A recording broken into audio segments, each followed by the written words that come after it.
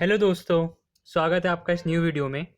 आज की वीडियो में डिस्कस करेंगे एल्गोरिथम्स का क्वेश्चन जो कि गेट 2006 में आया था। ठीक है, तो चलिए फिर क्वेश्चन शुरू करते हैं। क्वेश्चन शुरू करने से पहले आपको बताना चाहता हूँ कि अगर आपको मुझे कोई क्वेश्चन भेजना हो जिसमें मैं वीडियो बनाऊँ तो आप इस मेल आईडी पे भेज सकते हैं, jatin.gate@gmail.com।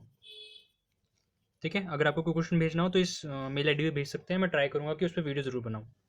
एंड एक बात और कि इस चैनल पर अप्रॉक्सीमेटली 70 to 75 प्रीवियस क्वेश्चंस की वीडियोस हैं related to C programming, data structures, algorithms and computer networks, proposition, तो आप वो भी देख सकते हैं। ठीक है, तो चलिए फिर क्वेश्चन शुरू करते हैं आज का।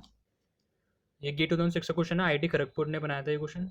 तो बेसिकली गेट 2022 में भी आईआईटी खड़गपुर बनाएगा, तो हाँ बस यही बताना था। तो चलिए क्वेश्चन पे आते हैं। Consider the following C program fragment.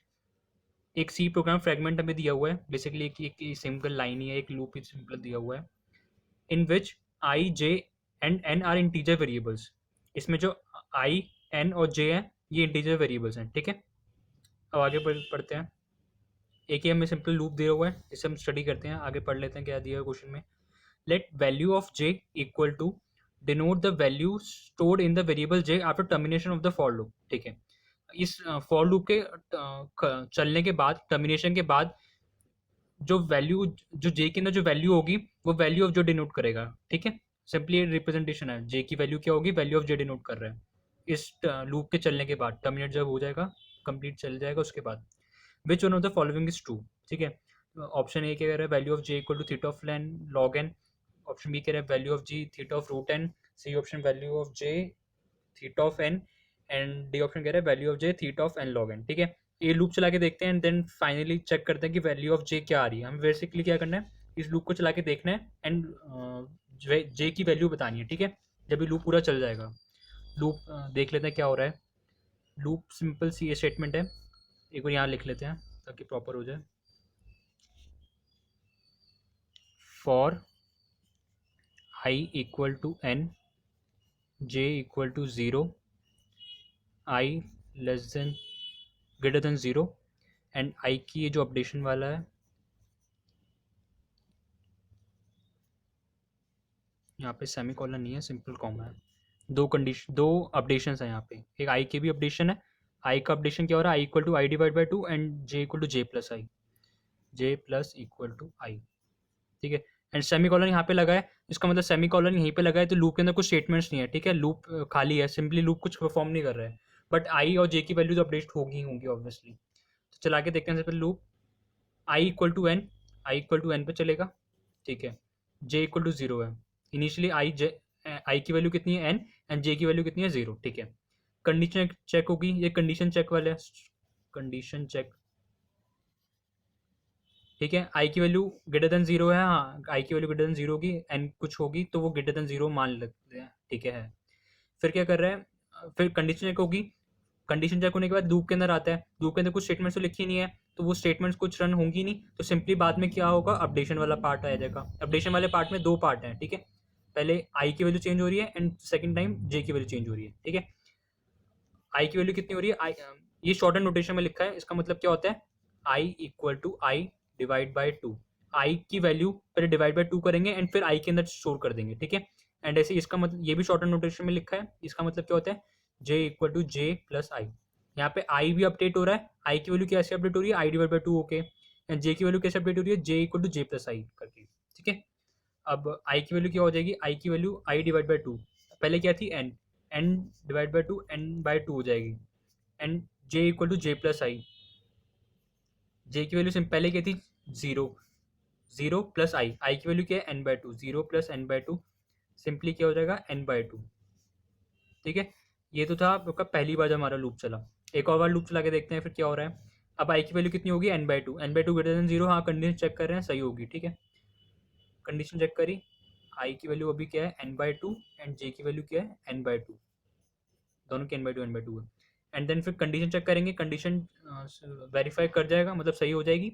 And then फिर फॉर लूप के अंदर कुछ स्टेटमेंट्स तो है नहीं, सिंपली बाहर सेमी कॉलन लगा है तो कुछ स्टेटमेंट रन होगी नहीं, एंड फाइनली अपडेशन हो जाएगा। अपडेशन क्या हो रहा है, आई की वैल्यू फिर से वही आई डिवाइड बाई टू हो जाएगा, आई की वैल्यू डिवाइड बाई 2 हो जाएगा, पहले n बाई 2 था, अब n बाई 2 इंटू 2, 1/2 हो रहा है ना, तो सिंपली क्या हो रहा है n बाई 2 का स्क्वायर, इसे या फिर ऐसे भी सकते हैं n बाई 4। एंड j की वैल्यू क्या होगी, j equal to J plus I, j की वैल्यू पहले क्या थी n बाई 2 प्लस आई की वैल्यू क्या है n by 4 plus n by 4। इसे सॉल्व नहीं करते हैं, बाद में अगर कुछ क्या कहते हैं हम ये सीरीज बनेगी तो डायरेक्ट सीरीज का सम ही देख लेंगे, ठीक है। अब एक और बार चला के देख लेते हैं। बेसिकली अभी ये जब भी आपको लूप दिया हो तो 3 से 4 बार चला के देखिए, कुछ पैटर्न ऑब्जर्व होगा, उसके बाद फिर हम अंदाजा लगा सकते हैं कि लूप कर क्या रहा है, ठीक है। तो ये तो एक बार चला था, ये दूसरी बार चलाया, अब तीसरी बार एक और बार चला के देख लेते हैं। अब आई की वैल्यू क्या हो गई है n बाई 4 एंड जे की वैल्यू क्या हो गई है n by 2 plus n by 4, ठीक है। फिर कंडीशन क्या होगी, n बाई 4 मान लेते हैं ग्रेटर देन 0 होगा, ठीक है। फिर कंडीशन चेक होगी, स्टेटमेंट कुछ है नहीं तो सिंपली अपडेशन ही हो जाएगा। फिर क्या हो रहा है, फिर से आई की वैल्यू 2 से डिवाइड हो रही है, आई की वैल्यू 2 से डिवाइड होगी तो क्या हो जाएगा n बाई 4 का 1/2, तो ये क्या होगा n बाई 8। एंड जे में क्या हो रहा है, प्लस आई हो रहा है, जे में जे की old value plus I, I की वैल्यू क्या होगी n बाई 8, ओल्ड वैल्यू क्या है ये n by 2 plus n by 4 plus n by 8, ठीक है। तो आपको अंदाजा लग रहा होगा, ऐसे ही जब अगली बार जब फोर्थ टाइम लूप चलेगा तो यहाँ पे क्या आ जाएगा n बाई 2 आया है, ऐसे यहाँ पे n बाई 4 आया, यहाँ पे n बाई 8 आया, तो अगली बार 2 की पावर यहाँ पे 3 आया था, यहाँ पे आएगा 2 की पावर 4 मतलब 16, ऐसी n टू द n का पावर n बाई 32, ऐसी प्लस टिल आई की वैल्यू जब क्या कहते हैं 0 हो जाएगी तब तक ये चलेगा, ठीक है। लास्ट जो होगी, फॉर एग्जाम्पल अगर मान ले लास्ट टर्मिनेट से एक टर्मिनेट होने से पहले वाली कंडीशन, मान ले आई इक्वल टू 1 जब होगा तो जे की कुछ वैल्यू होगी, उसमें लास्ट में क्या ऐड हो जाएगा, +1 हो जाएगा, एंड 1 के बाद 1 डिवाइड बाई 2 इक्वल टू 0 हो जाएगा, ठीक है। तो ये कंडीशन यहाँ पे टर्मिनेट हो जाएगी आई इक्वल टू 0 पे, ये वाली कंडीशन आई इक्वल टू 0 पे टर्मिनेट हो जाएगी, ठीक है। तो जे की क्या हमारे पास सीरीज आ रही है, ये सीरीज आ रही है n/2 plus n/4 plus n/8 plus n/16 plus n/32 till 1 तक, ठीक है। तो अगर इसमें से अगर अब हमें क्या निकालना है, जे की वैल्यू निकालनी है, ठीक है। तो जे की अगर इसमें से n कॉमन ले लें, n 1/2 plus 1/4 plus 1/8 plus 1/16 plus 1/32, ठीक है, ऐसे ही चलता जाएगा, ठीक है। अगर हमें इसमें जो नंबर ऑफ टर्म्स होंगी, नंबर ऑफ टर्म्स कितनी होंगी, आई की आई के लूप के ऊपर डिपेंड कर रहा है, आई वाला लूप कितनी कहाँ से कहाँ तक चला है, एन से लेके 1 तक चला है, तो ये बेसिकली कितने बार टाइम चला है, लॉग एन टाइम चला है, ठीक है। ये जो नंबर ऑफ टर्म्स है, कितनी नंबर ऑफ टर्म्स होंगी, ये जो नंबर ऑफ टर्म्स हैं जे के अंदर लॉग एन टर्म्स होंगी, ठीक है बेसिकली।